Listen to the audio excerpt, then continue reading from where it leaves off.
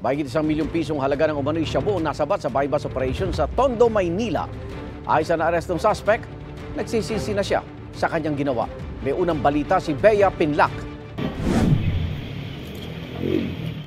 Matapos makuha ang hudyat na positibo ang drug buy-bust operation, dali-daling tumakbo ang mga operatiba ng Manila Police District sa gitna ng mga nakaparadang truck na to sa Mel Lopez Boulevard sa Tondo, Maynila, Sabado ng madaling araw. Hindi na nakapalagang 50 anyos na lalaki matapos siyang mahulihan ng mahigit 1.3 milyong pisong halaga ng umano'y shabu.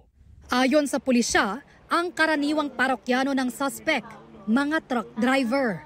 Since nasa area po siya ng Road 10, alam po natin dyan maraming mga truck drivers dyan na minsan po nakatayo lang siya doon at nilalapitan para mabilhan.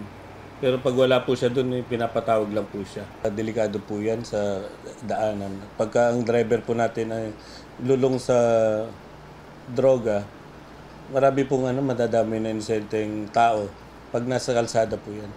Ang paliwanag daw ng suspect sa pulisya, ayon sa kanya, wala siyang trabaho kaya patuloy na yung pagtutulak. matipid naman ang pahayag ng suspect nang humarap sa amin. No comment, ma'am. Alam naman natin, ma'am, di masarap dito. Kasi naman nagsisisi. Reklamong paglabag sa Comprehensive Dangerous Drugs Act ang kakaharapin ng suspect. Patuloy ang investigasyon para matunton ang pinagkukuhanan niya ng iligal na droga at ang mga kasabwat niya. Ito ang unang balita. Bea Pinlac para sa GMA Integrated News.